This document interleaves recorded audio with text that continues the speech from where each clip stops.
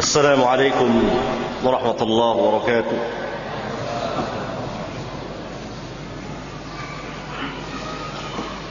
إن الحمد لله نحمده ونستعينه ونستغفره ونعوذ بالله من شرور أنفسنا ومن سيئات أعمالنا. من يهده الله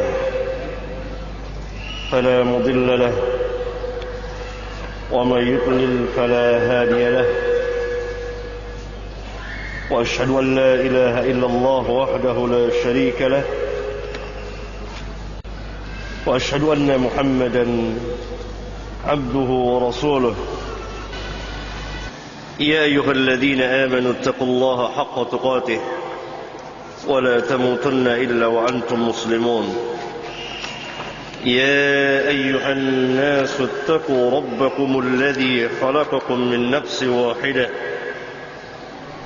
وخلق منها زوجها وبث منهما رجالا كثيرا ونساء، واتقوا الله الذي تساءلون به والأرحام إن الله كان عليكم رقيبا. يا أيها الذين آمنوا اتقوا الله وقولوا قولا سديدا يصلح لكم أعمالكم ويغفر لكم ذنوبكم، ومن يطع الله ورسوله فقد فاز فوزا عظيما. أما بعد، أيها الإخوة،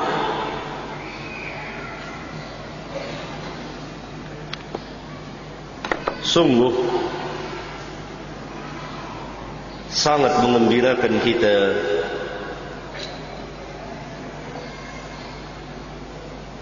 dan sesuatu yang patut kita syukuri bahwa pada hari ini kita akan berbicara walaupun hanya setitik dari perjalanan seorang imam Amirul Mukminin fil Hadith, Al-Imam Abu Abdullah Muhammad bin Ismail Al-Bukhari rahmatullahi alaihi rahmatan wasi'atan.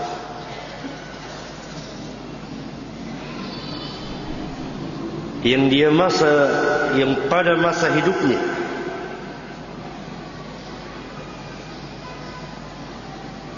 dia tampil di hadapan kaum muslimin, khususnya para ulama dan seluruh para ulama di dunia ketika itu, mengakui kealiman, ketinggian dan kemuliaan Al-Imam Al-Bukhari. Sampai guru beliau yang bernama Ali bin Madini, yang terkenal dengan nama Ibnul Madini, ini Imamul Jarh wa Ta'dil, ketika disampaikan orang mengenai perkataan Bukhari kepadanya, sanjungan dan penghormatan Bukhari kepadanya, apa kata Bukhari tentang gurunya ini? Saya tidak pernah merasa kecil berhadapan dengan seorang pun juga. Yang dimaksud berhadapan di sini berhadapan ilmiah, kecuali kepada Ali bin Madini. Dan memang terbukti Al-Imam Al-Bukhari tidak pernah merasa rendah, tidak pernah merasa kecil ketika berhadapan hatta dengan seorang imam besar, kecuali dengan gurunya Ibnul Madini.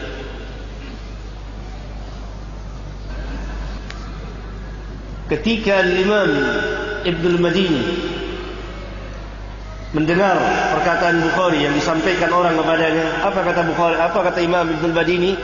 Da'au, tinggalkan perkataannya, karena sesungguhnya aku tidak pernah melihat orang yang seperti dia, dan dia tidak pernah melihat orang yang seperti dirinya. Jadi ketika orang sampaikan kepada Imam Ibnul Madini tentang Bukhari, maka Ibnul Madini mengatakan, tinggalkan perkataan dia, biarkan perkataannya, karena aku tidak pernah melihat orang yang seperti dia. Ini imam besar yang telah mendapat ujian dari seluruh para ulama ketika itu. Kita akan lihat sebagiannya. Siapa Imam Al-Bukhari? Namanya Muhammad. Ayahnya bernama Ismail, kakeknya bernama Ibrahim, kakek dari bapaknya bernama Mughirah. Kemudian kakeknya lagi Bardizbah.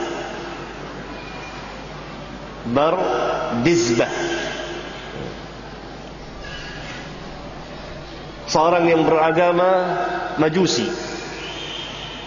yang kemudian Mughirah, kakek dari bapaknya, masuk Islam dan menetap di orang Bukhara, yang termasuk wilayah Khurasan. Khurasan adalah salah satu wilayah negeri yang luas sekali. Salah satu negeri-negerinya adalah Bukhara. Beliau lahir pada tahun 149 Hijriyah dan wafat nanti pada tahun 256 Hijriyah.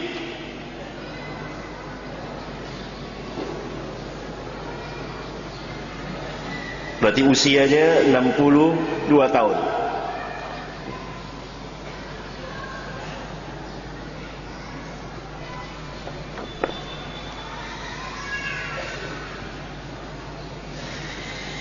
Beliau lahir pada hari Jumat, sesudah salat Jumat, tanggal 13 Syawal tahun 194 Hijriyah. Hal ini menunjukkan bahwa Imam Al-Bukhari hidup di tabaqah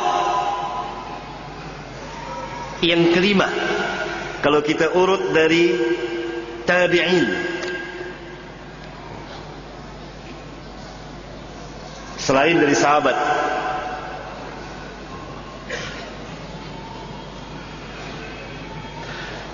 tabaqatul muhadditsin, tingkatan para ahli hadis seperti ini. Tabaqah yang pertama tabi'in. Tabi'in terbagi tiga. Ada pembesar tabi'in, ada tabi'in yang tengah-tengah, ada tabi'in yang sughra, yang kecil. Tabi'in yang besar seperti Sa'id bin Musayyab,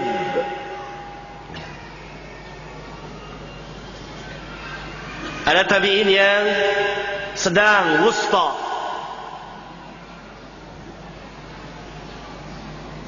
seperti Al-Imam Al-Zuhri, Ibn Shihab. Ada tabi'in yang kecil seperti Sulaiman bin Mihran Al-A'mash, terbagi tiga, sama seperti sahabat. Kemudian tabaqah yang kedua tabi'ut tabi'in. Ada yang besar, ada yang sedang, ada yang kecil. Kenapa dikatakan ada yang besar, ada yang sedang, ada yang kecil? Karena misalnya tabi'in, pembesar tabi'in, kibarut tabi'in. Pembesar tabi'in dia banyak meriwayatkan dari para sahabat, banyak bertemu dengan para sahabat. Yang sedang kurang dari itu. Yang kecil mungkin hanya berjumpa 2-3 orang sahabat. tabi'in. Kemudian tabi'ut tabi'in terbagi 3 juga, yang besar, yang sedang, yang kecil, sesuai dengan zamannya. Misalnya pembesar tabi'ut tabi'in Al-Imam Malik rahimahullah ta'ala, ini banyak meriwayatkan dengan tabi'in.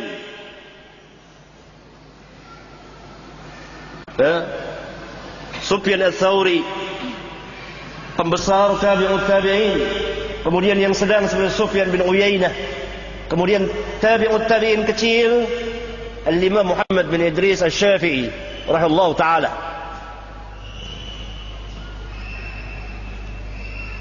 Ya. Itu tabaqah yang kedua. Tabaqah yang ketiga. Tabaqah yang ketiga yang mengambil hadis dari tabi'ut tabi'in, yakni mereka tidak berjumpa dengan tabi'in.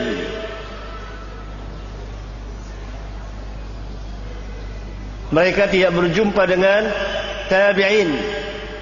Mereka berjumpa dengan tabi'ut tabi'in. 3 kurun terbaik yang disabdakan oleh Nabi sallallahu alaihi wasallam dalam hadis mutawatir. Khairun nas qarni, thumma alladhina yalunahum, thumma alladhina yalunahum. Sebaik-baik manusia yang hidup di zamanku as-sahabah. Kalau kita hitung tabaqah dari sini, maka sahabat tabaqah yang pertama, tabi'in tabaqah yang kedua, tabi'ut tabi'in tabaqah yang ketiga, yang mengambil dari tabi'ut tabi'in tabaqah yang keempat. Siapa yang mengambil dari tabi'ut tabi'in dan dia tidak termasuk tabi'ut tabi'in, di antara pembesarnya Al-Imam Ahmad bin Muhammad bin Hanbal, Al-Imam Ali bin Madini, Al-Imam Yahya bin Ma'in, Al-Imam Al-Fallas, Al-Imam Duhaim, dan lain-lain banyak sekali. Mereka ini kelompok, kalau dari sahabat tabaqah yang keempat, kalau dari tabi'in tabaqah yang ketiga. Mereka ini bukan tabi'ut tabi'in. Oleh karena itu keliru kalau orang mengatakan Al-Imam Ahmad tabi'ut tabi'in. Tidak. Al-Imam Ahmad yang mengambil dari tabi'ut tabi'in, yang mengikuti tabi'ut tabi'in, karena dia murid dari Al-Imam Asy-Syafi'i, di antara gurunya Al-Imam Asy-Syafi'i.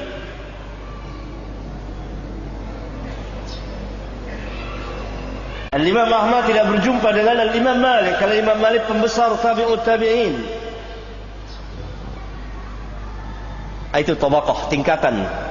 Dilihat dari zaman, umur. Ya. Nah, kalau dari tabi'in maka Imam Bukhari termasuk tabaqah yang keempat. Kalau dari sahabat maka Imam Bukhari masuk tabaqah yang kelima. Kalau kita urut dari sahabat maka Imam Bukhari masuk tabaqah yang kelima. Kalau dari tabi'in tabaqah yang keempat, yang mengambil dari orang yang mengambil dari tabi'ut tabi'in.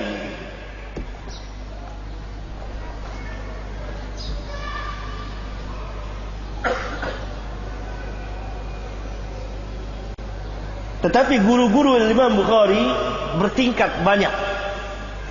Nanti akan saya jelaskan.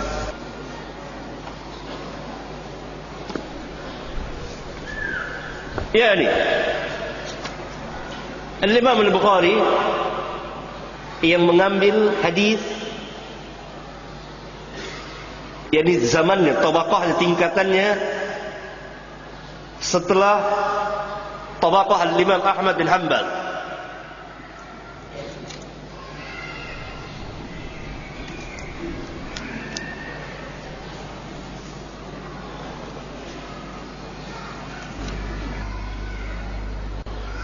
Al-Imam Ahmad bin Hanbal meriwayatkan dari tabi'ut tabi'in, meriwayatkan dari tabi'ut tabi'in, mengikuti tabi'ut tabi'in. Al-Imam Al-Bukhari salah seorang gurunya adalah Imam Ahmad bin Hanbal, maka dia tabaqah sesudahnya, yang mengambil dari orang yang mengambil dari tabi'ut tabi'in. Dari tabaqah sahabat dia kelima, dari tabi'in dia keempat.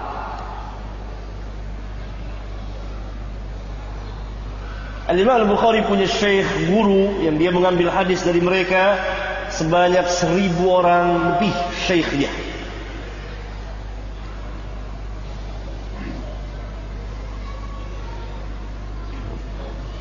Dan dia mengumpulkan hadis ratusan ribu hadis dengan sanadnya tentunya. Nanti akan kita lihat.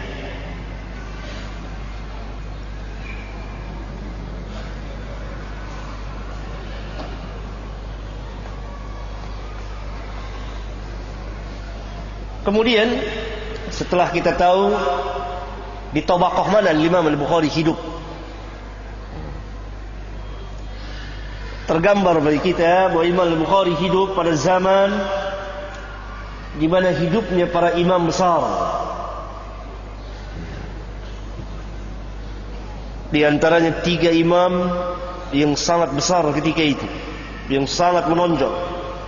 Al-Imam Ahlus Sunnah wal Jamaah, Al-Imam Ahmad bin Muhammad bin Hanbal. Yang kedua Al-Imam Ali bin Madini. Yang ketiga Al-Imam Yahya bin Ma'in. 3 orang itu. Belum lagi yang selain mereka. Imam Bukhari hidup pada zaman itu, pada masa itu, yakni sebagai seorang pemuda, tumbuh dalam usia yang sangat muda. Dia telah mengenal hadis Rasulullah sallallahu alaihi wasallam.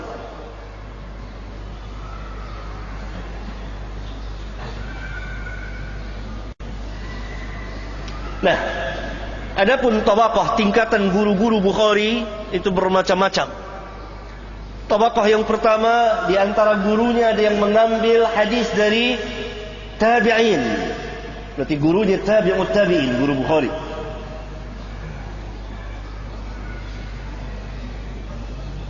Kalau guru Bukhari, yakni syekhnya yang dia meriwayatkan hadis darinya, meriwayatkan dari tabi'in, tentu gurunya itu termasuk tabi'ut tabi'in. Ini tabaqah yang pertama dari guru-guru Bukhari.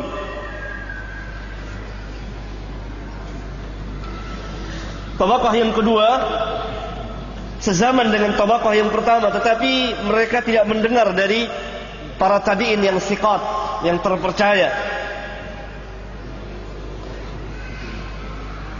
Tabaqah yang ketiga, guru-guru Bukhari yang mengambil dari tabi'ut tabi'in, tetapi dia tidak berjumpa dengan tabi'in. Tabaqah yang ketiga. Nah, umumnya atau guru-guru al-Imam Muslim itu dari tabaqah yang ketiga. Dari sini kita mengetahui lebih tinggi al-Imam Al-Bukhari.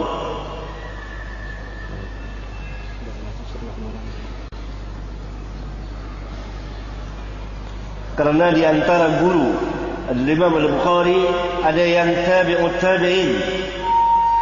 Dan tabi'ut tabi'in ini mengambil dari tabi'in.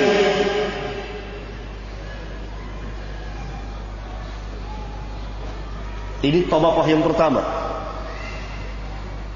Dan Imam Bukhari banyak meriwayatkan hadis dari mereka. Tabaqah yang kedua yang sezaman dengan yang pertama. Tetapi mereka ini tidak mendengar dari tabi'in yang thiqah, jadi mengambil dari tabi'ut tabi'in juga.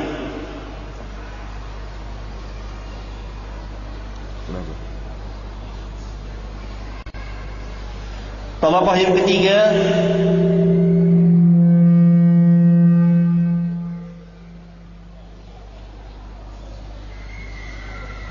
guru-guru Bukhari dari tabi'ut tabi'in. Dari tabi'ut tabi'in, yakni guru-guru beliau yang mengambil dari tabi'ut tabi'in. Dari sini kita tahu bahwa guru-guru beliau seperti Imam Ahmad bin Hanbal, Ali bin Madini itu mengambil dari tabi'ut tabi'in. Kalau tabaqah yang pertama, maka beliau dalam mengambil menerima hadis dari gurunya masing-masing setingkat dengan Al-Imam Ahmad dan lain-lain.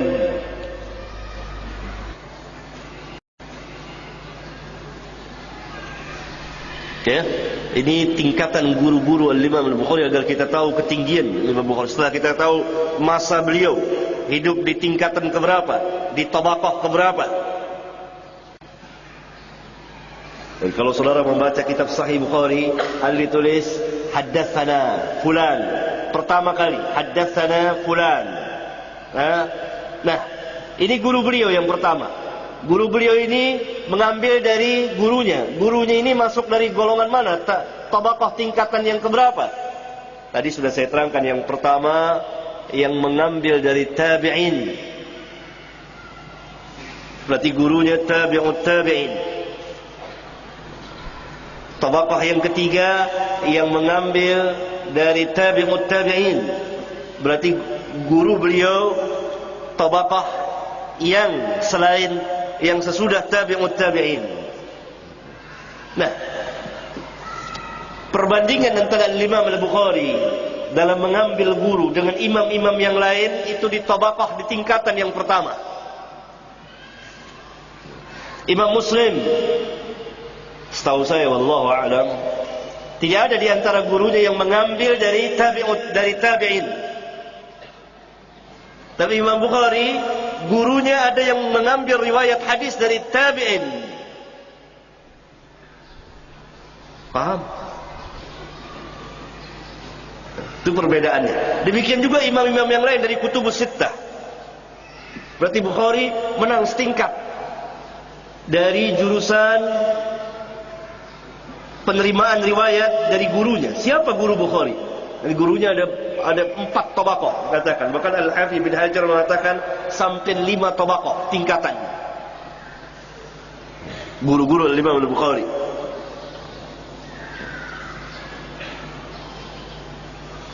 Tabaqah yang keempat adalah sahabat-sahabat beliau yang sezaman dengan beliau, yang sama-sama belajar dengan beliau.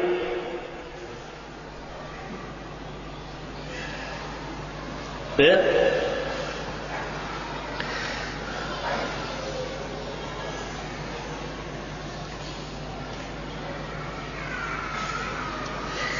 Tabaqah yang kelima, orang-orang yang di bawah beliau, yakni para pelajar. Dia mengambil hadis dari situ. Kalau seseorang belum dikatakan ahli hadis kalau dia tidak mengambil dari orang yang di atasnya dan di bawahnya dalam penerimaan riwayat. Ini salah satu ketinggian dan keistimewaan dari Imam Bukhari. Gurunya ada 5 tingkatan, 5 tabaqah. Tabaqah yang pertama, tabaqah yang kedua, yang ketiga, yang keempat, yang kelima. Tabaqah yang pertama adalah guru-gurunya yang mengambil dari tabi'in. Tabaqah yang kedua yang sezaman dengan tabi'in tetapi tidak mengambil dari tabi'in yang thiqah. Berarti mengambil dari tabi'ut tabi'in. Tabaqah yang ketiga, guru-gurunya yang tidak berjumpa dengan tabi'in, berjumpa dengan tabi'ut tabi'in, dan mereka mengambil dari tabi'ut tabi'in, seperti Imam Ahmad bin Hanbal dan lain-lain. Tabaqah yang keempat, sama-sama pelajar, sama-sama penuntut ilmu.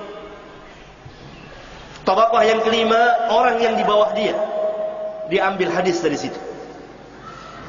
Itu adalah Imam Al-Bukhari dari segala jurusan.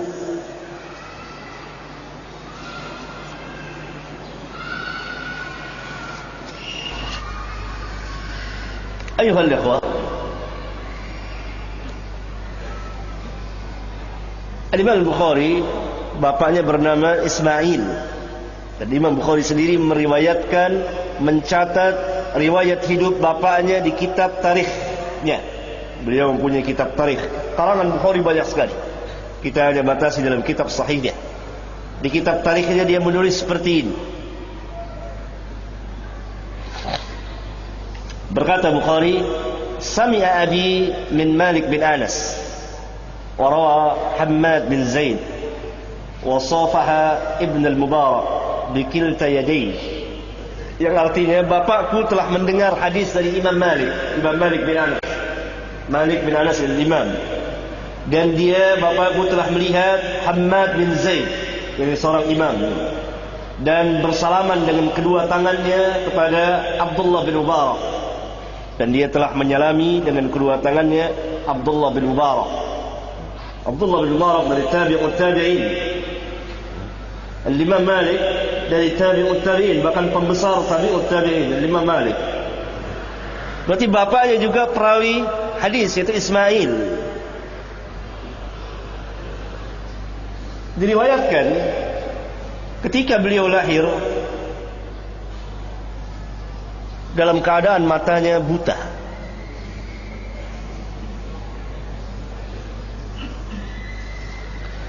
Jadi semasa kecil buta matanya. Ada yang mengatakan sejak lahir, ada yang mengatakan sejak kecil. Setelah lahir terjadi kebutaan pada matanya. Kemudian ibunya senantiasa menangis dan berdoa. Lalu ibunya bermimpi berjumpa dengan Ibrahim Khalilur Rahman alaihi salatu wassalam. Dan Ibrahim mengatakan dalam mimpinya bahwa Allah subhanahu wa ta'ala telah mengembalikan kedua mata anakmu, dan pagi-pagi dia melihat anaknya telah melihat. Imam Bukhari hidup dalam keluarga yang salihin. Bapaknya sebelum mati pernah mengatakan, setahu saya tidak pernah saya memakan dari harta yang haram, dan tidak juga dari yang syubhat. Dan ibunya seorang abidah, ahli ibadah, dan sering berdoa untuk kebaikan anaknya. Tumbuhlah Imam Bukhari sejak kecil, dan dia dimasukkan ke madrasah sebagaimana kebiasaan anak-anak. Kemudian pada usia 10 tahun sudah keluar tamat dari madrasah untuk belajar membaca dan menulis. Maka dia sering berkeliling mendatangi para imam ahlul hadis. Usia 10 tahun, usia 11 tahun, dari usia 10 tahun, mulai usia 10 tahun ke atas, dia mulai berkeliling mendatangi masyayikh, guru-guru besar, imam-imam ahlul hadis.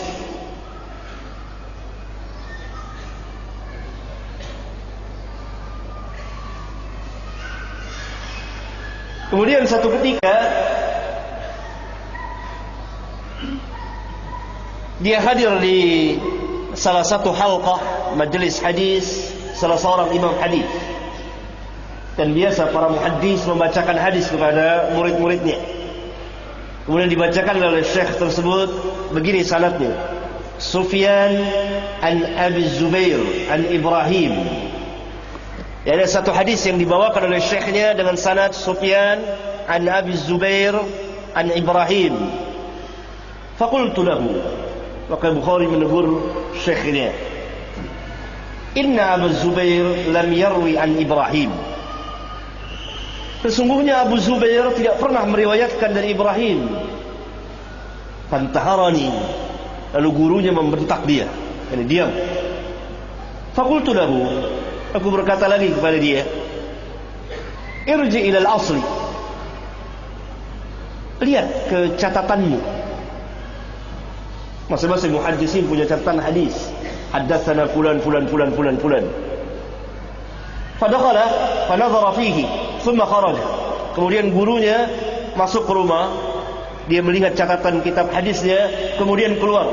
Faqala li, lalu gurunya berkata kepadaku, pada Bukhari. Faqala li, dia berkata kepadaku, kaifa huwa ya gulam?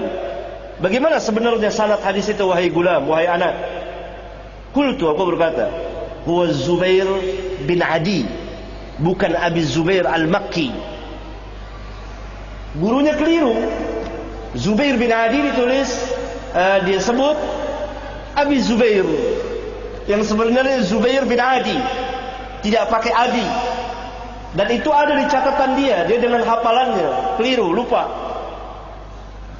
an Ibrahim. Fa'akhadha al-qalam minni wa ahkama kitabahu. Lalu gurunya mengambil penanya Bukhari, lalu dia tulis Zubair bin Adi an Ibrahim, ya, dan dia masukkan ke dalam kitabnya itu. Wa qala sadaqta. Dan gurunya berkata kepada Bukhari, benar engkau. Yani bukan dari Abi Zubair, ya, bukan an Abi Zubair an Ibrahim, bukan, tapi dari Zubair bin Adi an Ibrahim. Lihat. Kemudian ditanya oleh orang, faqila lil Bukhari, maka Bukhari ditanya, ibnu kam kunta hina radadta alaihi? Umur berapa engkau ketika engkau membantah Ad-Dakhili, yang ulama itu, imam besar itu. Faqila lil Bukhari, maka Bukhari ditanya, ibnu kam kunta hina radadta alaihi? Umur berapa engkau ketika engkau membantah Ad-Dakhili, yang ulama itu, imam besar itu. Kata Bukhari, 11 sana, 11 tahun. Sedang apa anak-anak kita umur 11 tahun?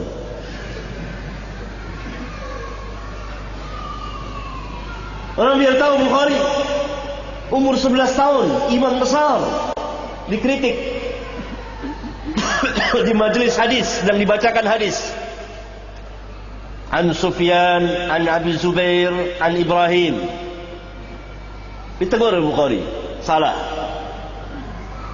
Bukan Abi Zubair, an Zubair bin Adi. Ternyata sadaqta, benar engkau. Umur 11 tahun. Umur berapa sekarang orang-orang yang mengkritik Bukhari? Tolong hafal bangsa arba'in, hadis arba'in saja. Orang-orang yang mengkritik Bukhari di Jakarta ini, hafal tidak hadis arba'in dengan sanadnya. Enggak usah dengan sanad, matan saja.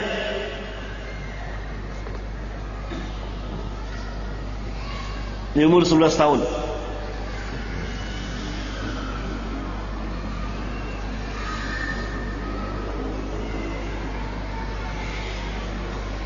Kata Imam Bukhari,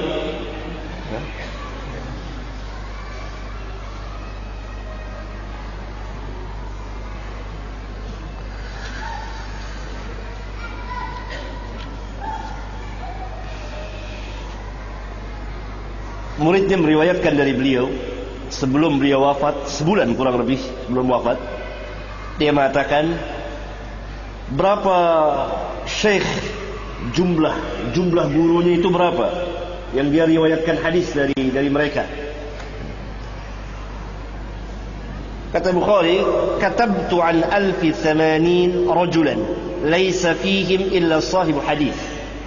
Kanu yaquluna al-imanu qawlun wa 'amalun yazidu wa yanqus. Saya telah mencatat hadis dari 1080 orang gurunya itu, syekhnya yang dia meriwayatkan hadis darinya. Dan tidak ada seorang pun di antara mereka melainkan semuanya adalah sahibu hadis, ahli hadis.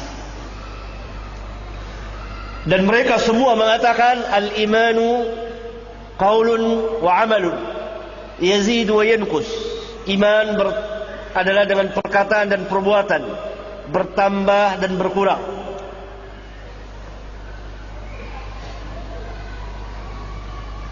Ini guru-guru beliau langsung, yang kalau kita baca Sahih Bukhari katakan haddatsana fulan, itu gurunya.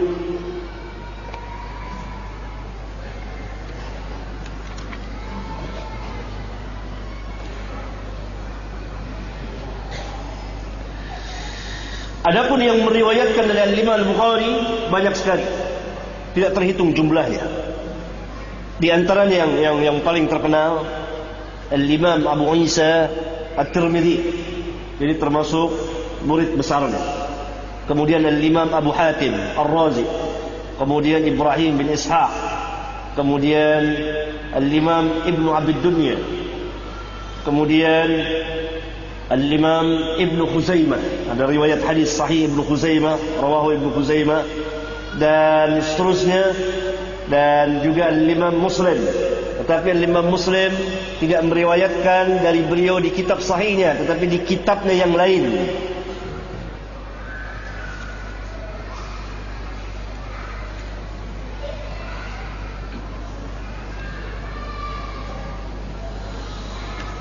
Al-Imam Al-Bukhari mengadakan rihlah, menuntut ilmu ke negeri-negeri untuk mencari imam ahlul hadis. Kita lihat apa kata beliau.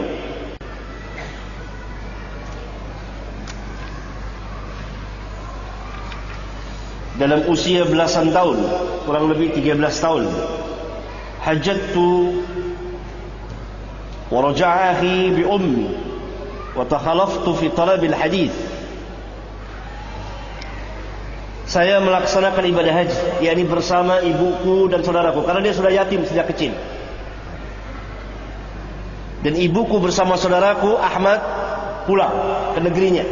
Bukhari tinggal di situ menuntut ilmu hadis di Mekah. Maka ketika saya mencapai usia 18 tahun, ja'altu usannifa qadaya sahabah wat tabi'in. Saya mulai mengarang kitab tentang tarikh, sejarah perjalanan para sahabat dan tabi'in dan perkataan-perkataan mereka. Umur 18 tahun ia mengarang kitab tentang sirah perjalanan para sahabat dan tabi'in.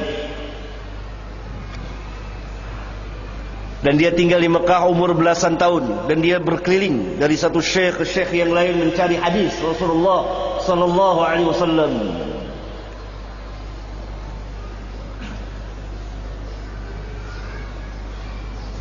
Kemudian Bukhari pernah mencerita lagi, wa kuntu akhtalifu ila al-fuqaha bi Marwi wa ana sabiyyun. Saya berkeliling, yakni mendatangi para fuqaha di Marwi, satu negeri namanya Marwi. Dan ketika itu saya masing sabi, semasing kecil, sabiyun. Fa idza ji'tu astahi an usallima alaihim. Apabila saya datang ke majelis mereka, saya malu untuk memberi salam kepada mereka. Kenapa? Kecil, sabi belum balik. Faqala li muaddib min ahliha. Maka salah satu orang ada muaddib, yaitu yang suka mentertibkan majelis. Karena para imam itu dihadiri majelisnya oleh puluhan ribu orang. Jadi ada muaddibnya yang mentertibkan atau mengajarkan anak-anak. Karena di majelis tidak boleh berisik. Kan katabta al-yawm, berapa banyak hadis engkau tulis pada hari ini? Kau catat dari guru. Fakultu itsnain. Saya tulis 2. Salah ngomong dianya. Harusnya dia katakan 2 buah hadis, tapi itsnain saja. Wa aradtu bidzalika haditsain. Yang saya maksud adalah 2 buah hadis, tapi saya hanya mengatakan 2. Fadhika man hadara al-majlis. Maka tertawalah orang di majlis mentertawakan dia. Salah ngomong. Mungkin saking kecil, gugup, grogi, dan dia malu duduk di majlis. Dia paling cerdik. Maka ketika ditanya, hari ini engkau menulis hadis berapa banyak kau tulis hadis hari ini? Jawab 2. Harusnya dia katakan 2 buah hadis. Jangan sebut 2 saja. Maka orang di majlis tertawa. Tawa orang di majlis mentertawakan Bukhari. Faqala syekh minhum. Maka salah seorang syekh di antara mereka, yang syekhnya mereka berkata, la tadhaku, jangan kamu tertawakan dia. Fala'allahu yadhaku minkum yauman. Maka pada satu hari nanti dia akan mentertawakan kamu karena kebodohan kamu. Apa kata syekhnya betul? Imam Bukhari.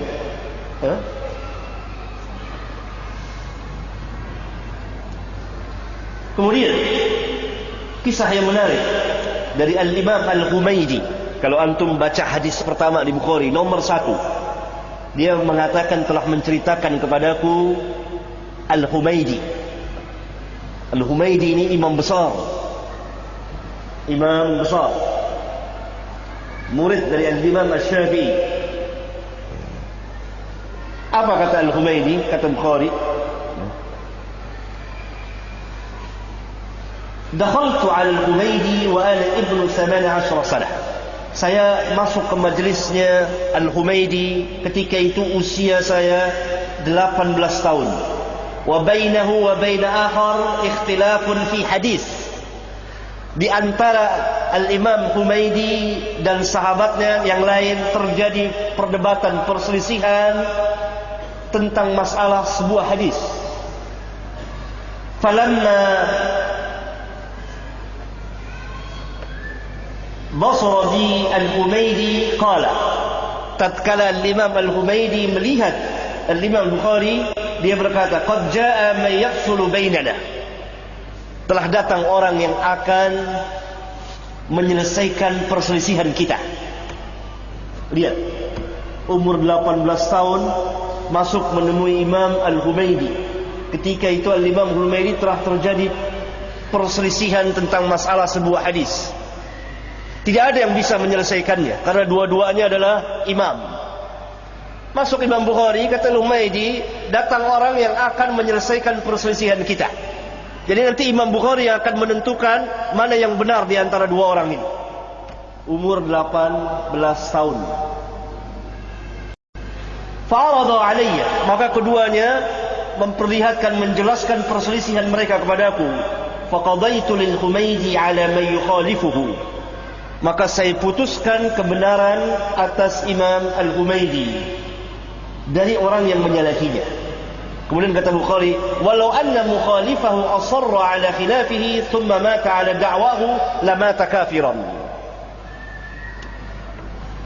Kalau orang yang menyelisih Al-Humaidi itu tetap pada pendapatnya sampai dia mati, maka dia akan mati dalam keadaan kafir. Berarti ini perselisihan yang syadid, yang keras. Diputuskan oleh Bukhari, yang benar adalah Al-Humaidi. Ini imam-imam besar. Usia berapa? 18 tahun. Agar supaya mereka yang melecehkan, yang mencela Imam Bukhari, yang mengkritikkan, yang mendoifkan hadisnya dengan hawa nafsu tahu sedang apa mereka usia 18 tahun. Ini usia 18 tahun.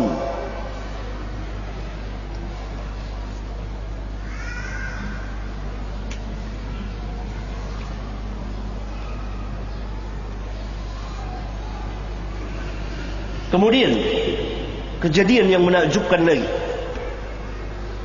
Al-Imam Bukhari punya guru namanya Ishaq bin Rahway. Rahway bisa.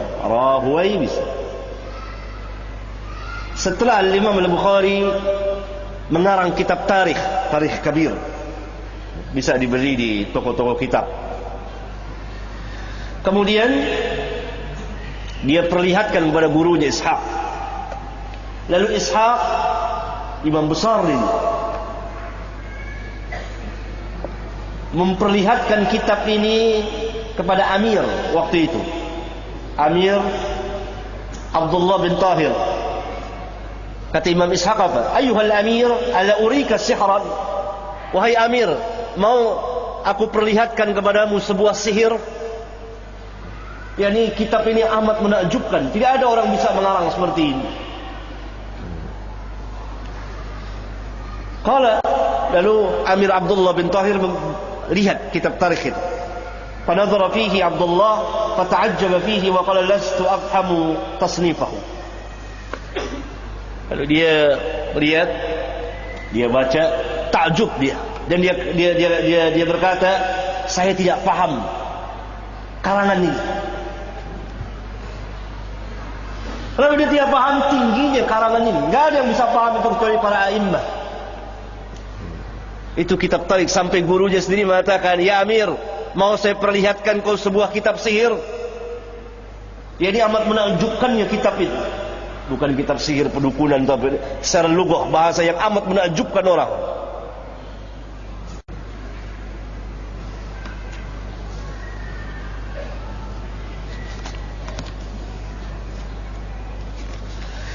Kemudian Al-Imam Al-Bukhari berkeliling kota mencari ilmu dari pembesar-pembesar para ulama, karena ketika itu banyak sekali dan tidak terhitung jumlahnya dia masuk ke kota Baghdad. Ada yang mengatakan, dia katakan sendiri ada 8 kali dia masuk. Fi kulli dzalika ujalisu Ahmad bin Hanbal. Setiap kali dia masuk ke Baghdad, maka dia duduk di majelisnya Imam Ahmad bin Hanbal. Faqala li fi akhir ma wadda'tu. Maka terakhir ketika beliau mengucapkan perpisahan kepadaku, akan berpisah pulang ke Khurasan, maka Imam Ahmad berkata kepada dia, kata-katanya dia ingat terus, ya Abu Abdullah, tada'ul ilma wan nas wa tasiru ila Khurasan. Wahai Abu Abdullah, kunyahnya Imam Bukhari, engkau tinggalkan ilmu dan manusia dan kau akan kembali ke Khurasan, maksudnya engkau dakwah. Qala fa ana al-an adhkuru qawlahu. Maka sekarang senantiasa saya ingat perkataan beliau itu. Jadi nasihatin oleh gurunya. Jadi jangan pulang diam, tapi pulang ad-da'wah ila Allah. Tuntut ilmu. Jangan kau tinggalkan ilmu dan jangan kau tinggalkan manusia. Tuntut ilmu, belajar terus. Lihat para ulama, talabatul ilmu sampai akhir hayatnya. Sehingga Imam Ahmad menasihati muridnya, jangan kau tinggalkan ilmu dan jangan kau tinggalkan manusia. Maknanya jangan kau tinggalkan belajar, jangan kau tinggalkan dakwah ilallah. Itu yang diingat, membekas di hati Bukhari. Ya?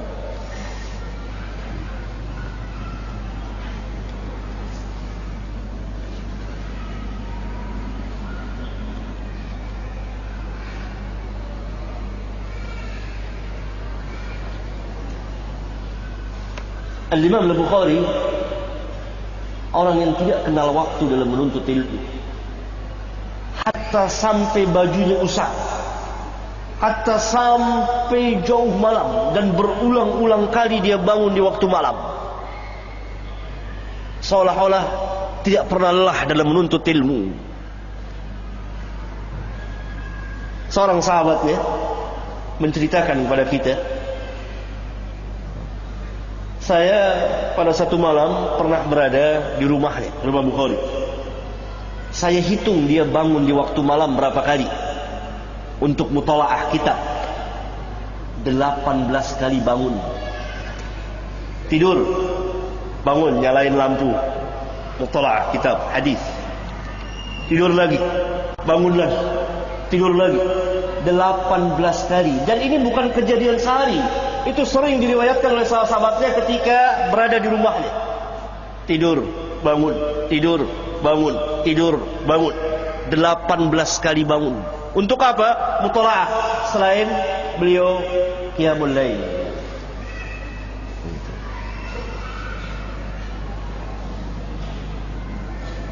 Sedang apa orang yang mengkritik Bukhari di waktu malam? Tanya.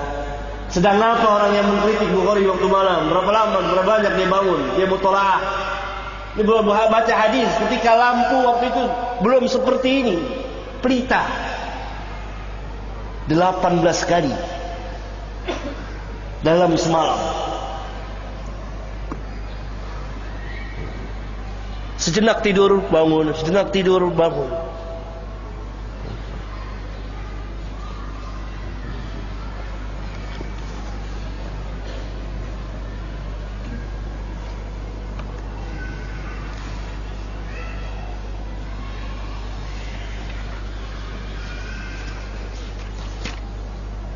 Oleh karena itu para ulama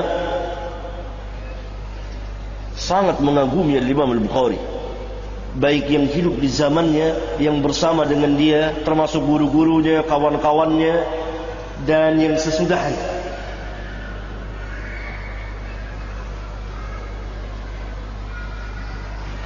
Perhatikan coba, seorang imam besar Muhammad bin Salam namanya, ini rawi hadis thiqah.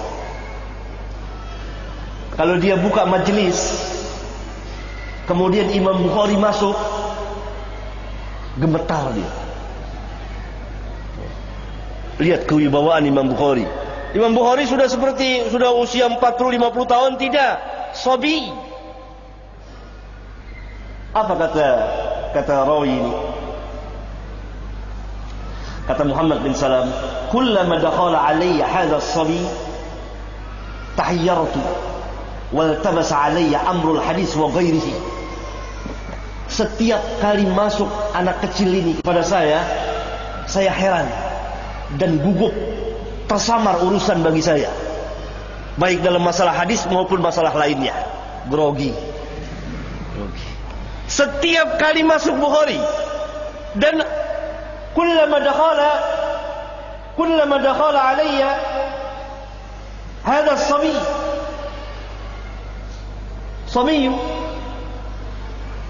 anak-anak di bawah usia 10 tahun, bukan 10 tahunan. Wala azalu khaifan ma lam yakhruj. Senantiasa saya merasa takut selama dia belum keluar. Takut apa? Takut dipukulin? Takut apa coba? Takut dikritik ada kesalahan. Sayangkan imam besar sama imam Bukhari kecil khaifan. Wala azalu khaifan ma lam yakhruj. Senantiasa saya merasa takut selama dia belum keluar. Dan itu kejadian bukan hanya satu orang imam, hampir semuanya rata-rata. Kalau Bukhari hadir, kaget, gemetar, takut. Karena Bukhari tidak pernah takut ilmiah, dan memang orangnya sangat berani. Dan betul-betul mengadakan pembelaan yang besar terhadap hadis Nabi yang mulia sallallahu alaihi wasallam.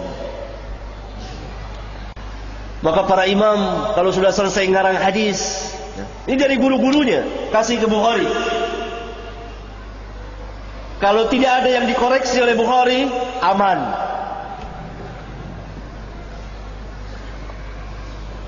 Ada yang dikoreksi oleh Bukhari sampai habis hadisnya. 200 buah hadis habis.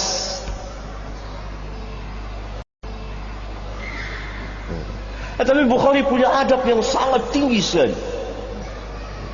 Dia minta izin dulu, boleh saya perbaiki kitabmu? Lihat dari kitab hadis. Rawi hadis sama-sama rawi. Boleh saya perbaiki? Saya lihat. Saya izin. Boleh. Satu-satu. Habis. Dhaif semua riwayatnya. Ini Muhammad bin Salam. Antum tahu Muhammad bin Salam, imam besar. La azalu khaifan ma lam yakhruj. Senantiasa saya merasa takut sehingga dia mengatakan wal tabasa alayya amrul hadis wa ghairihi. Tersamar bagi saya masalah hadis dan yang lainnya. Gugup. Bukhari kecil.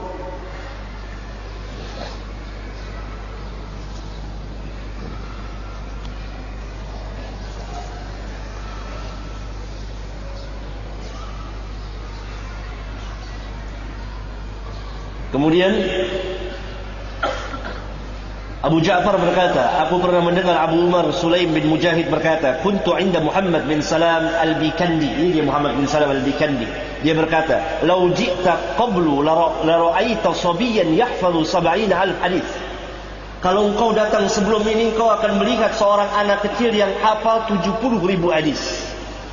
Qala faharajta.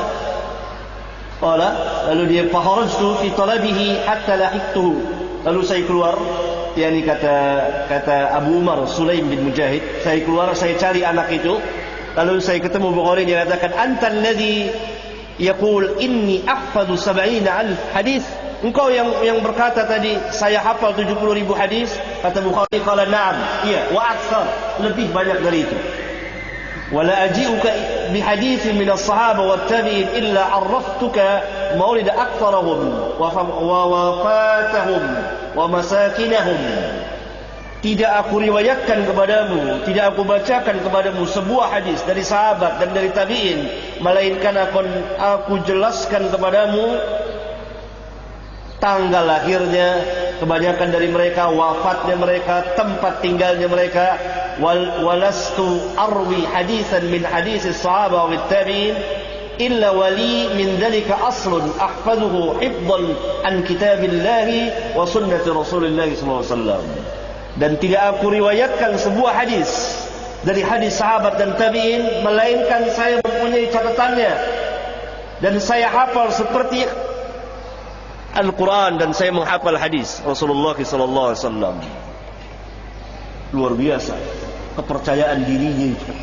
Sobi, anak kecil, 70 ribuan aktar, yang membuat takjub orang-orang dewasa ketika itu.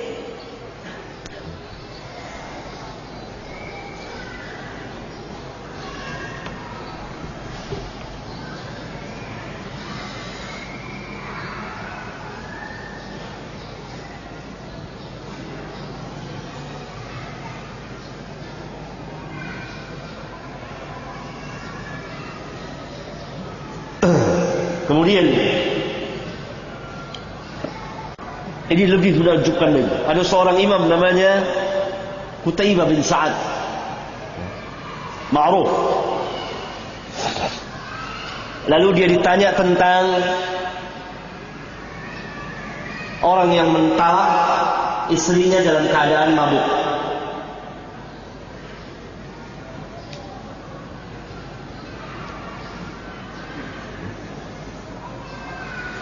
Faqala, lalu dia berkata, dan di situ ada Imam Al-Bukhari. Lalu dia berkata kepada penanya, "Hadza Ahmad bin Hanbal wa Ibnu Al-Madini wa Ibnu Rahawai qad saqahumullahu ilaika." Ini, di sini ada Ahmad bin Hanbal, di sini ada Ibnu Al-Madini, di sini ada Ibnu Rahawai. Allah telah membawa mereka semua kepadamu. Wa asyara ila Muhammad bin Ismail. Dan Qutaibah berisyarat ke Muhammad bin Ismail. Apa maknanya? Ilmunya Imam Ahmad bin Hanbal, ilmunya Imam Ali bin Madini, ilmunya Imam Ishaq ada pada Imam Bukhari. Ini dia, satu orang. Kemudian disuruh Imam Bukhari yang menjawabnya.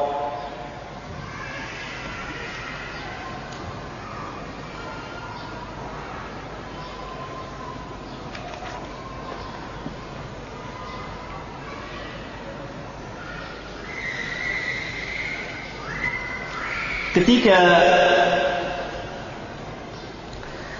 Al-Imam Al-Bukhari masuk menemui seorang imam besar lagi, Sulaiman bin Harb namanya, dia senantiasa berkata, "Bayyin lana dhalat Syu'bah." Jelaskan kepada kami kekeliruan Imam Syu'bah dalam hadis. Mana kekeliruannya hadis-hadis yang dia keliru? Dijelaskan oleh Imam Al-Bukhari.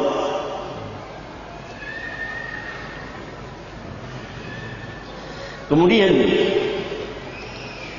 perkataan Imam Madini tadi, perkataan Bukhari kepada Imam Ali bin Madini gurunya, kata Bukhari, "Mastasdartu nafsi illa baina yaday Ali bin Madini." Faqala Ali, "Da'u hadha fa inna Muhammad bin Ismail lam yara mithla nafsihi." Bukhari pernah berkata kepada Ali bin Madini, perkataan Bukhari tentang Ali bin Madini diterangkan orang kepada Ali bin Madini. Aku tidak pernah merasa rendah diri, rendah hati kecuali di hadapan Ali bin Madini. Apa kata Ali bin Madini? Da'au hadha. Tinggalkan perkataan dia, fa inna Muhammad bin Ismail lam yara mithla nafsi. Tinggalkan perkataan dia karena Muhammad bin Ismail itu Imam Bukhari tidak pernah melihat orang yang seperti dirinya. Dia sendiri tidak pernah melihat orang yang seperti dirinya. Bahkan sebagian ulama mengatakan, "Ma ra'aitu bi'aini syaban absara min hadha wa asyara bi yadihi ila Muhammad bin Ismail." Saya tidak pernah melihat dengan kedua mata saya seorang pemuda yang lebih alim, lebih paham, lebih tahu tentang hadis dari anak muda itu. Dan dia berisyarat ke Al-Imam Muhammad bin Ismail Al-Imam Al-Bukhari. Al-Imam Nu'aim bin Hammad pernah mengatakan, Muhammad bin Ismail faqihu hadhihi al-ummah. Muhammad bin Ismail faqihnya umat ini.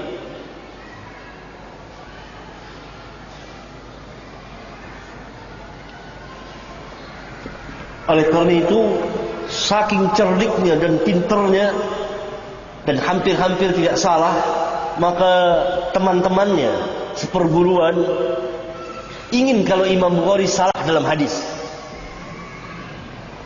Orang itu sangat ingin kalau ada kesalahan pada Bukhari, maka mereka sering mudzakarah dengan Imam Bukhari, mencari-cari kesalahannya, dan selalu disambut baik oleh Imam Bukhari. Dan itu memang keinginan dan keberanian yang luar biasa.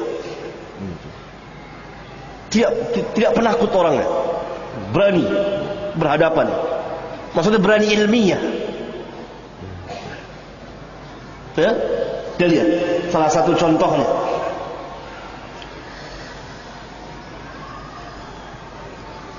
Berkata Muhammad bin Abi Hatim, juru tulis Bukhari, sami'tu Abu Abdillah yaqul, aku pernah mendengar Abu Abdillah Imam Bukhari berkata, zakarani ashabu Amr bin Ali al-Fallas bi hadithin faqultu la a'rifuhu. Sahabat-sahabat Amr bin Ali al-Fallas telah mudzakarah padaku, yakni menanyakan kepadaku, mengujiku dengan sebuah hadis. Lalu saya jawab, la a'rifu, saya enggak tahu hadis itu. Fasurra bidzalika, maka senanglah mereka mendengar kata-kata Bukhari la a'rifu, karena selama ini Bukhari belum pernah mengatakan la a'rifu, tahu saja hadis. Maka sahabat-sahabat Amr bin Fallas guru Imam Bukhari juga, guru Imam Bukhari juga. Dan setelah dia selesai mengarang kitab sahihnya, dia hadapkan kepada gurunya ini. Gurunya memujinya. Ada 4 orang guru, Amr bin Fallas, Imam Ahmad, Ali bin Madini, Yahya bin Ma'in. Dikasihkan kitab sahihnya ini, kitab sahih Bukhari. Semuanya memuji, bagus, kecuali ada 4 buah hadis katanya. Nah, karena guru-guru imam-imam gemeteran kalau berhadapan dengan Imam Bukhari, dan tidak pernah Imam Bukhari mengatakan la arifu, saya tidak tahu kecuali ini, maka mereka senang mendengar. Fasurra bidzalika, girang ada hadis yang tidak diketahui oleh Muhammad bin Ismail. Lalu mereka datang kepada gurunya, yakni al-Imam Amr bin Ali al-Fallas.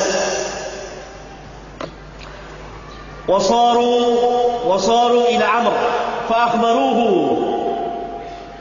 Lalu mereka datang kepada Amr, jadi Amr bin Ali al-Fallas. Lalu mereka menceritakannya, hadis ini tidak diketahui oleh Muhammad bin Ismail al-Bukhari. Apa jawab guru mereka? Hadithun la ya'rifuhu Muhammad bin Ismail laisa bihadithin. Hadis yang tidak diketahui oleh Muhammad bin Ismail bukan hadis. Mentah lagi mereka. Lihat.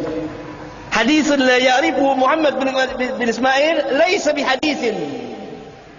Itu guru besarnya. Kalau guru besarnya sudah bilang begitu, gimana yang lain?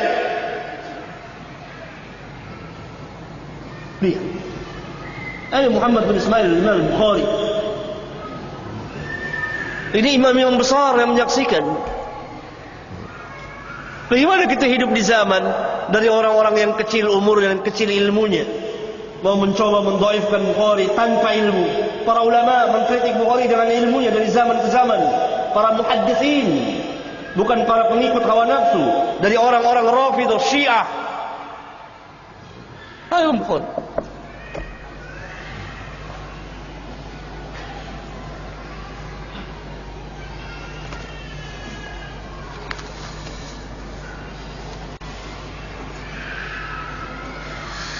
Banyak sekali pujian para ulama kepada Imam Al-Bukhari, dari gurunya dan lain-lain banyak sekali. Dari Imam Ahmad bin Hanbal banyak sekali pujian.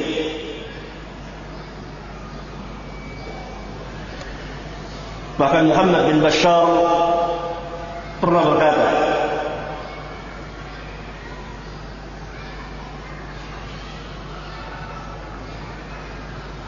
Huffadud dunya arba'atun, ahli hadis besar dunia 4 orang huffaz.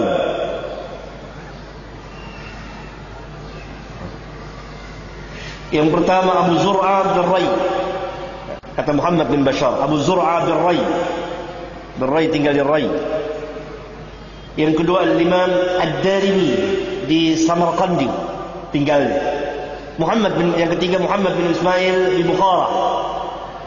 Yang keempat Muslim di Naisabur, Muslim di negerinya di Naisabur. Imam Ahmad pernah berkata, intahal hibbu ila arba'atin min ahli Khurasan. Ahli hadis terbatas, jadi hadis ahli Khurasan, penduduk Khurasan hanya pada 4 orang saja. Yang pertama Abu Zur'ah Ar-Razi, yang kedua Muhammad bin Ismail, yang ketiga Abdullah bin Abdurrahman, yani Al-Imam Ad-Darimi, ada kitab Sunan Ad-Darimi, As-Samarqandi. Ya. Yang pertama Imam Abu Zur'ah, yang kedua Imam Bukhari, yang ketiga Imam Darimi, yang keempat Imam Hasan Syuja' Al-Balkhi. Semuanya adalah orang dari Khurasan. Bahkan yang menakjubkan, kisah Muhammad bin Bashar Bundar, laqabnya. Berkata Muhammad bin Ismail Imam Bukhari telah menceritakan kepada, lamma dakhaltul Basrah sirtu ila majlis Bundar.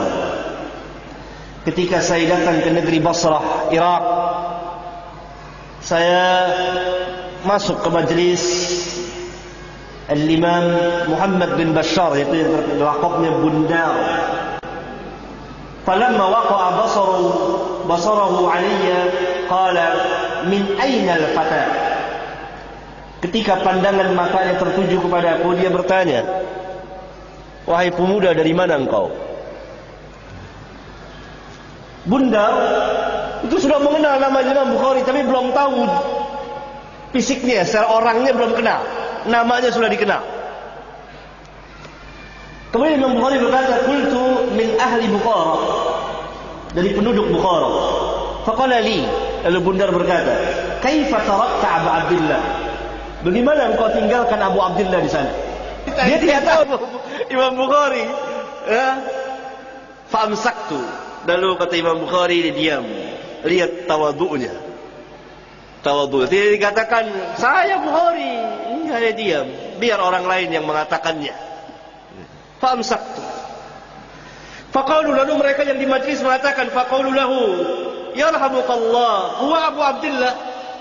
Semoga Allah merahmatimu, dia inilah Abu Abdullah yang kau tanya, anak muda ini. Faqama wa akhadha biyadi. Lalu Muhammad bin Bashar Bundar, imam besar ini, imam besar, sahabat Imam Ahmad bin Hanbal, qama berdiri dan pegang tangan Bukhari, lalu dia memeluknya dan dia mengatakan, marhaban biman aftakhiru bihi mundu sinin. Selamat datang wahai pemuda yang saya berbangga denganmu sejak bertahun-tahun lamanya. Ini jadi kebanggaan dia selalu membanggakan Imam Bukhari, tapi belum pernah lihat orangnya. Sekali lihat dia nggak tahu itu Bukhari. Maka dia katakan, marhaban biman aftakhiru bihi mundu sinin. Selamat datang, selamat datang wahai pemuda yang saya berbangga denganmu sejak beberapa tahun yang lalu. Imam besar, bukan orang-orang kecil. Bagaimana orang-orang kecil pada zaman kita mau menghina Bukhari? Hah?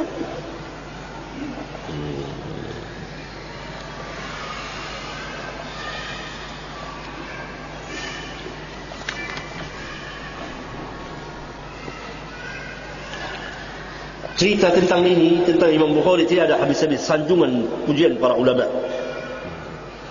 Oleh kerana itu sedikit sirah dalam Imam Al-Bukhari sampai akhir hayat beliau.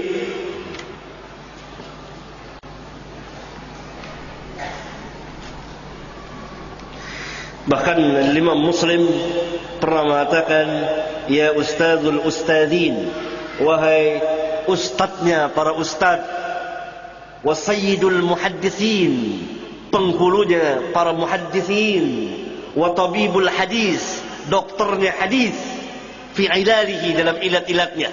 Saya bersaksi tidak ada orang yang membencimu kecuali orang yang hasad. Tidak ada orang yang lebih alim di dunia dan hadis lain darimu. Ini Imam Muslim muridku. Dia menanyakan tentang ilat-ilat hadis, penyakit dijawab oleh Bukhari. Saya itu dipegang Bukhari dan dicium di antara kedua matanya, dan dia berkata, wahai ustadznya para ustadz, wahai sayyidul muhaddithin, wahai tabibul hadis, dokternya hadis, fi ilalihi, persaksian besar Imam Muslim.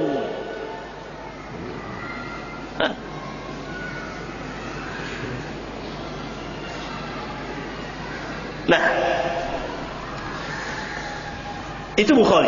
Sedikit sekali karena waktu tidak memungkinkan saya untuk memperincinya satu. Lalu apa karangan Imam Bukhari? Banyak sekali. Di antaranya yang paling masyhur adalah kitab sahihnya, yang setiap hari Sabtu falillahil hamd kita pelajari. Dan telah dijelaskan oleh para ulama apa isi dari kitab sahih itu. Yang pertama-tama kita harus ketahui bahwa sebab-sebab Bukhari mengarang kitab sahih, di antara penyebabnya adalah ketika beliau duduk di majelis gurunya Ishaq bin Rahway. Maka Imam Ishaq bin Rahway pernah berkata, "Lau jama'tum kitaban mukhtasaran li sahihi sunnati Rasulillah sallallahu alaihi wasallam." Kalau sekiranya kamu mengumpulkan satu kitab, yakni menulis satu kitab hadis mukhtasar, ringkas saja, hadis-hadis yang sahih tentang sunnah Rasulullah sallallahu alaihi wasallam. Kalau berkata Bukhari, fawaqa'a dzalika fi qalbi, maka masuklah perkataan itu ke dalam hatiku. Perkataan dia itu masuk ke dalam hatiku, meresap ke hatiku. Fa akhadtu fi jam'il jami'is sahih, maka sejak itu saya mulai mengarang al-jami'us sahih. Al-jami'us sahih.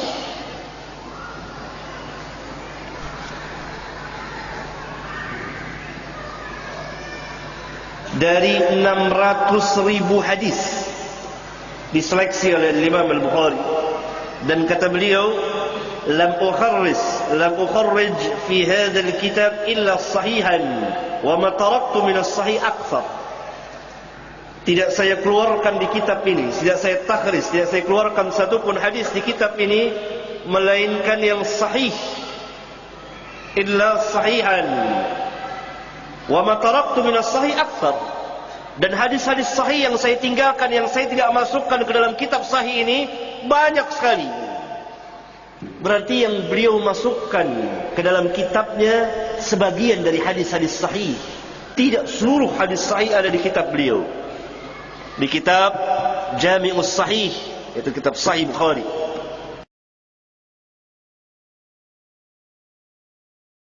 Wa ma taraktu akthar. Terbukti murid beliau Imam At-Tirmidzi sering bertanya kepada beliau tentang hadis-hadis yang disahihkan oleh Bukhari, tetapi tidak dimasukkan ke dalam kitab sahihnya.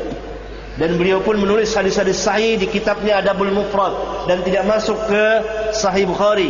Demikian juga hadis-hadis sahih yang ada di kitab Tarikh tidak masuk ke Sahih Bukhari. Demikian juga di kitab beliau Raf'ul Yadain, demikian juga di kitab beliau Birrul Walidain, dan lain-lain banyak sekali. Sehingga keliru kalau orang mengatakan ada sebuah hadis sahih tetapi tidak diriwayatkan Bukhari lalu dia tolak. Keliru. Kalau betul hadis ini sahih, tentu sudah dimasukkan oleh Bukhari di kitab sahihnya. Ini perkataan bodoh dan menyalahi perkataan Bukhari sendiri. Yang dimaksud di kitab sahihnya mukhtasar. Dari sini kita mengetahui bahwa seluruh hadis yang ada di kitab Sahih Bukhari menurut Imam Al-Bukhari semuanya hadis sahih. Pertama, dan musnad, bersanad. Termasuk hadis-hadis mu'allaq yang memang ada asalnya di kitab Sahih Bukhari. Misalnya mu'allaq di Kitabul Ilmu, kemudian beliau mausulkan di kitab salat. Ini masuk dalam Sahih Bukhari. Setiap hadis yang ada sanadnya dari beliau itu masuk asli kitab Sahih Bukhari. Itu yang dimaksud dengan Al-Jami'us Sahih. Tetapi kitab Sahih Bukhari bukan hanya mengumpulkan hadis saja dengan sanadnya, dia juga merupakan fikih, istinbat, cara mengeluarkan hukum dari Imam Al-Bukhari. Karena itu beliau juga sebagai seorang fuqaha, sebagai seorang imam, sebagai seorang mujtahid mutlak yang mempunyai mazhab tersendiri, mazhab Imam Bukhari. Mazhab Imam Bukhari terkenal di mana? Di kitab sahihnya, bab-bab ini itu adalah fikih beliau dan penjelasan beliau. Karena itu beliau memerlukan yakni ayat-ayat Al-Quran untuk memberikan penjelasan. Hadis-hadis yang mu'allaq yang tidak diriwayatkan oleh beliau, yang tidak disambung sanadnya di kitab sahihnya, tetapi diriwayatkan oleh imam yang lain atau diriwayatkan oleh beliau di kitab beliau yang lain. Ini tidak termasuk dalam bagian Jami'us Sahih. Karena yang Jami'us Sahih yang musnad, bersanad dari beliau terus. Hadis-hadis mu'allaq yang tidak ada di kitab beliau, dimausulkan, disambung sanadnya di kitab Sahih Bukhari juga, disambung sanadnya di kitab imam yang lain, maka bukan, tidak termasuk al-aslu, yang asal dari kitab Al-Jami'us Sahih. Kenapa beliau masukkan ke situ? Kenapa beliau bawakan? Kita perlu tahu bahwa beliau selain menjelaskan hadis-hadis juga menjelaskan tentang fikih hadis. Karena itu memerlukan tambahan riwayat. Karena itu kitab Bukhari jadi sebuah kitab hadis dan kitab hukum sekalian, kitab fikih sekalian.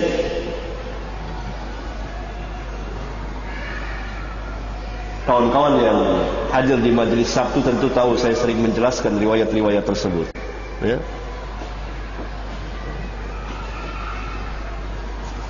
Nah, para ulama baik di masa beliau maupun yang sesudahnya senantiasa mengadakan kritikan ilmiah terhadap kitab Sahih Bukhari. Walaupun para ulama telah sepakat akan kesahihannya, tetapi tidak berarti bahwa seseorang itu maksum, bebas dari kesalahan, huruf dan lafaz dan kalimatnya tidak pernah salah. Tidak demikian. Tapi mereka mengakui sesahih-sahih kitab sesudah Al-Quranul Karim adalah kitab Al-Jami'us Sahih Al-Imam Al-Bukhari. Tidak berarti tidak ada cacatnya. Tidak ada satupun kitab yang tidak ada cacatnya kecuali Kitabullah Al-Quran.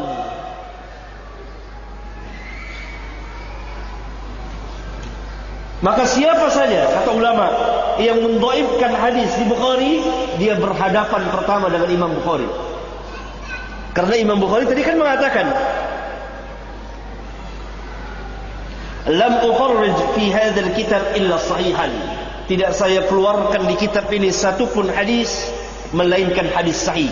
Berarti sahih menurut Imam Bukhari. Berarti mafhumnya, barang siapa yang mendhaifkan hadis di Bukhari, baik itu dari ulama, apalagi yang bukan ulama, tidak diambil perkataan, harus dari ulama. Dan ulama ini juga ulama al-hadis dari zaman ke zaman. Mendhaifkan hadis di Bukhari, maka dia berhadapan dengan Bukhari. Karena itu ditandingi ilmunya, benar apa tidak. Siapa saja yang mendhaifkan hadis di Bukhari atau di Muslim, maka pertama kali dia akan berhadapan dengan siapa? Dengan Bukhari atau Muslim. Maka diadulah ilmunya, benar apa tidak. Dikritik. Orang yang pertama kali berani mengkritiknya secara terang-terangan ilmiah, dan dia tulis kitab Al-Imam Ad-Daruqutni. Al-Imam Ad-Daruqutni mengkritik apa yang ada di Bukhari dan Muslim. Al-Imam Ad-Daruqutni Amirul Mukminin fil hadis. Tidak ada pada zamannya orang yang seperti Al-Imam Ad-Daruqutni. Kemudian para ulama melihat kritikan Al-Imam Ad-Daruqutni, Yani Imam Daruqutni mengkritik apa yang ada di Sahih Bukhari dan apa yang ada di Sahih Al-Imam Muslim. Bahkan jauh sebelum Imam Daruqutni, setelah selesai mengarang kitab Sahih, Al-Imam Bukhari mengajukan kitab Sahihnya kepada 4 orang. Itu kepada Imam Ahmad bin Hanbal, kata Bukhari, kepada Imam Ahmad bin Hanbal, kepada Yahya bin Ma'in, kepada Ali bin Madini, dan yang selain dari mereka itu kepada Imam Al-Fallas. Fastahsanuhu wa syahidu lahu bis-sihhah. Dan mereka semua membaguskannya dan menyaksikan tentang kesahihannya, mengakui tentang kesahannya. Illa fi arba'ati ahadits, kecuali dalam 4 buah hadis saja yang dikritik oleh Imam Ahmad dan kawan-kawannya. Dari sekian ribu, dari 7.000 hadis lebih, 4 buah hadis. 7.000 lebih itu berulang-ulang. Kalau tidak berulang-ulang 2.000-an hadis. 4 buah hadis. Dan kata ulama yang belakangan datang, pendapat Bukhari lah yang benar daripada gurunya. Ya? Jadi soal kritik mengkritik Sahih Bukhari dan atau kitab Sahih Muslim atau kitab hadis yang lain, hal yang wajar, yang biasa di kalangan ulama. Yang disalahkan dengan hawa nafsu, dengan kebodohan, dengan melecehkan, dengan menghinakan, dengan mengatakan bahwa hadis ini bertentangan dengan Quran. Ini yang tidak benar. Kalau mereka berani, mereka kritik secara ilmiah, secara sanad. Seperti para ulama, seperti Imam Ad-Daruqutni dari rawi-rawinya, dari sanadnya, dari ilatnya. Dan tentu mereka tidak akan mampu, karena mereka harus disaksikan dulu oleh manusia sebagai ahli hadis, sebagai imam. Ya?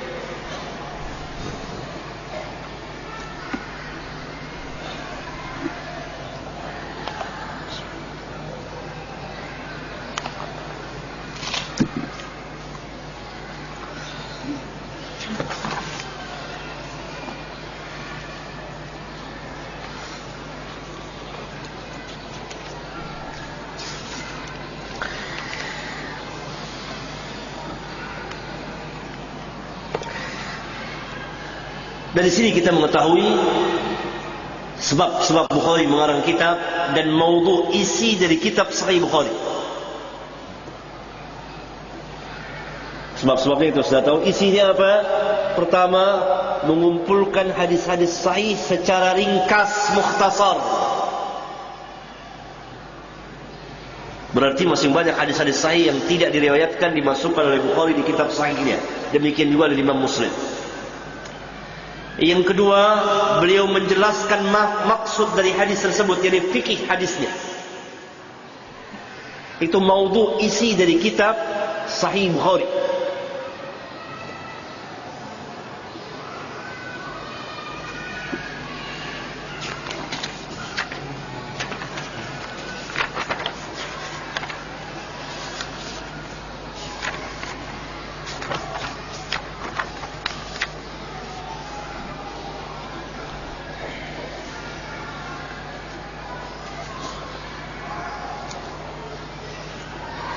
Yang kemudian, yang ketiga,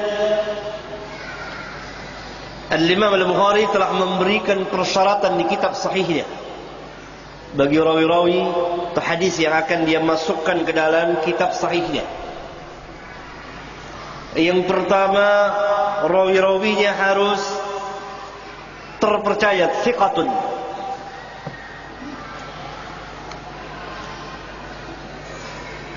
Menurut Imam Al-Bukhari.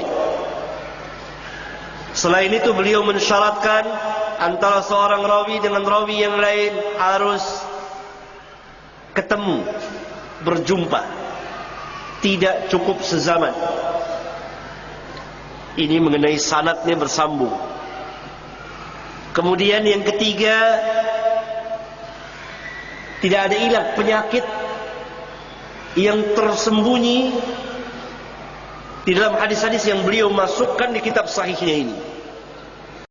Sehingga apabila seseorang, kalau orang mau mengkritik, itu harus berhadapan, dia mendaifkan salah satu ini. Imma rawinya dhaif, imma sanadnya terputus, imma ada ilatnya. Tahu ilat hadis? Satu penyakit dalam hadis yang tersembunyi, yang lahiriahnya sahih.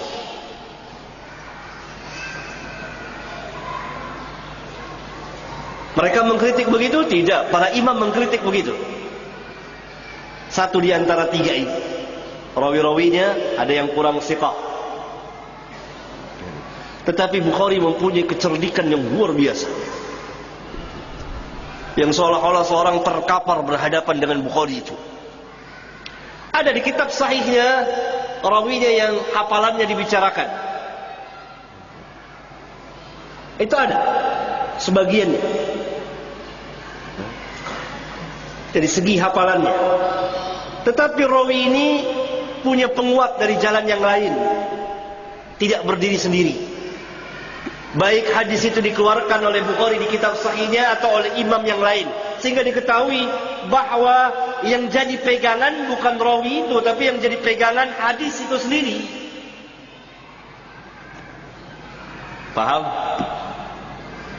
Sebuah hadis di Bukhari meriwayatkan misalnya ada seorang rawinya yang hafalannya kurang, taruhlah dhaif. Maka rawi ini tidak berdiri sendiri, tapi ada penguatnya dari jalan yang lain yang menguatkan riwayatnya, baik di kitab Sahih Bukhari sendiri atau di kitab yang lain oleh imam yang lain. Sehingga yang jadi pegangan adalah bukan rawi itu, tetapi hadis itu. Hingga keluar kata ulama, sanad dhaif, matan sahih.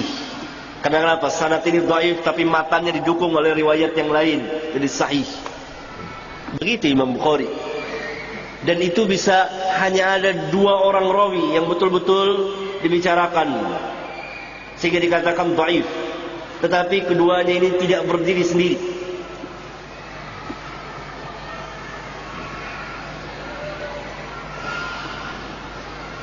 Ya.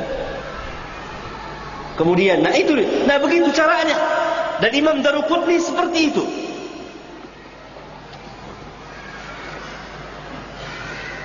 Ada yang tepat kritikannya, ada yang tidak tepat.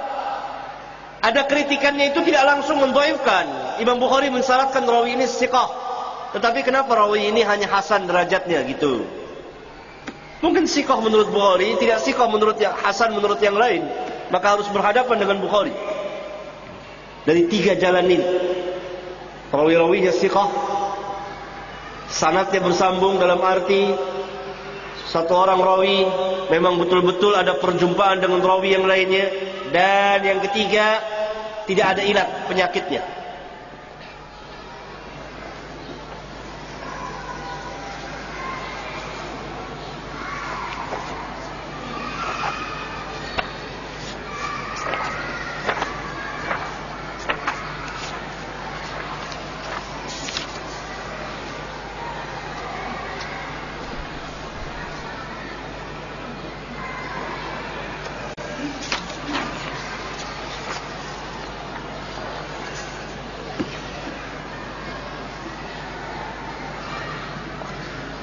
Ayuhal ikhwah, karena kita sediakan waktu untuk bersoal jawab,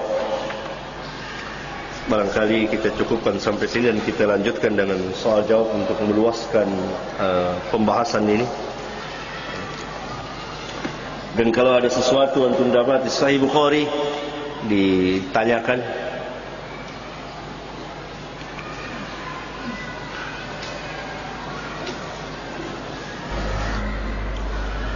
Bagaimana pendapat Ustaz tentang Imam Al-Albani rahimahullah ta'ala yang mendhaifkan beberapa hadis Imam Al-Bukhari? Apa benar hadisnya ada yang dhaif? Imam Al-Albani, Imam Ad-Daruqutni, Imam Al-Albani Amirul Mukminin fil hadis wala abatin, punya hak mutlak untuk mengatakan hadis ini sah atau tidak. Kan ilmiah, masing-masing berijtihad dengan ijtihadnya. Dan beliau mengatakan dhaif, apakah dengan hawa, dengan kebodohan? Tidak, dengan ilmu. Dan beliau orang yang paling alim tentang kitab Sahih Bukhari. terbukti bahwa beliau telah meringkas kitab Sahih Bukhari dengan ringkasan yang amat menakjubkan. Mukhtasar Sahih Bukhari oleh Al-Imam Al-Albani. Hak beliau untuk mendhaifkan sebagian hadisnya dengan sanadnya, dengan ilmiah, kritikan, dan itu bisa dihitung dengan jari, satu atau dua buah hadis, sama seperti para ulama yang lain, hal yang wajar.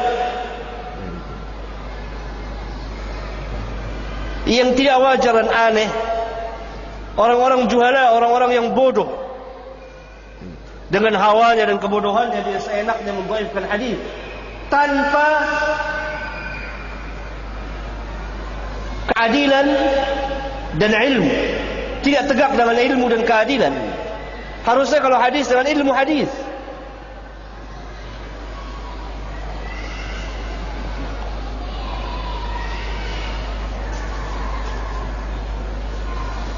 Ada sebagian orang menolak hadis ahad dalam hal akidah, tetapi menerima dalam masalah hukum, karena akidah harus dibangun dengan dalil qat'i, bukan dhanni.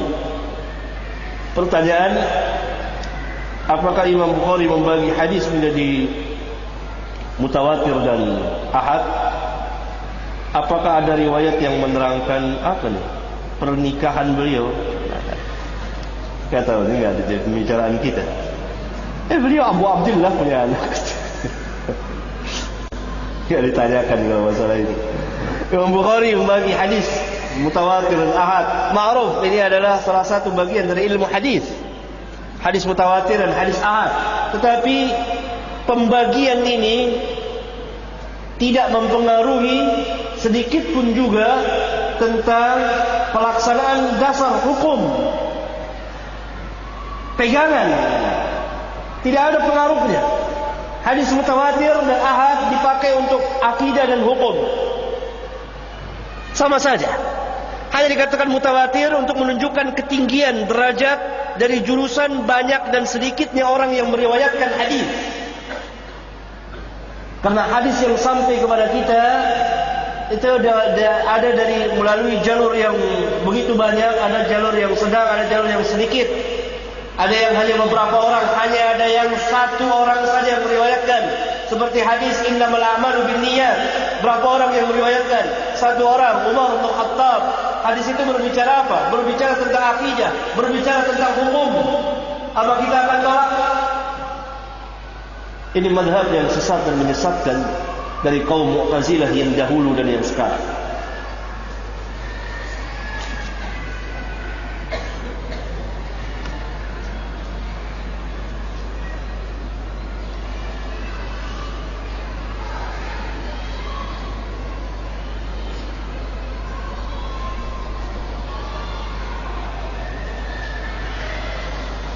Pernahkah Imam Bukhari berjihad fi sabilillah melawan orang-orang kufar?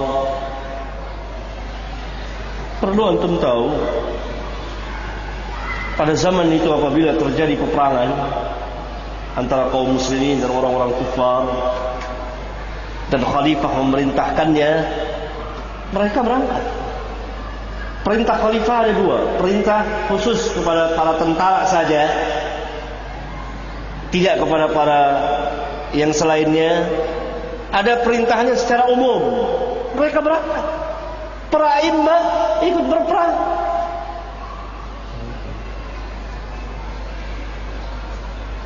Ya? Tidak seperti orang-orang yang berteriak-teriak jihad sekarang. Yang mereka teriakkan bukan jihad, tapi perusakan. Selain itu, jihad punya arti yang luas.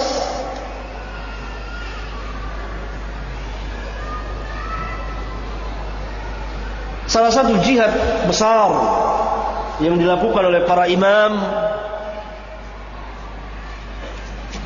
mengadakan pembelaan dan mempertahankan sunnah Nabi yang mulia sallallahu alaihi wasallam.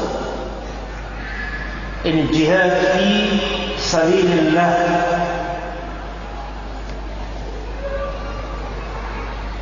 Dari mana diambilnya jihad fisik? Kalau bukan dari sunnah Rasulullah SAW. Kalau sunnah Rasulullah SAW tidak terpelihara dan orang tidak berjalan di atas sunnah, apa mungkin dia akan mengenal jihad yang sebenarnya? Jawabnya tidak. Karena itu banyak yang salah kaprah tentang jihad.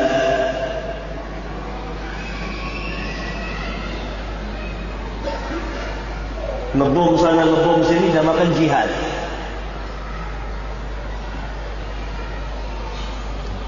Karena apa?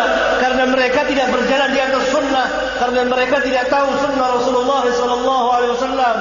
Salah. Karena itu benarlah para ulama yang mengatakan sebesar-besar jihad mengadakan pembelaan terhadap sunnah Rasulullah SAW. Karena orang tahu tentang hukum Islam dari mana? Dari hadis, dari sunnah. Kalau sunnah tidak dijaga, tidak dibela, tidak dipelihara, maka orang tidak mengenal Islam.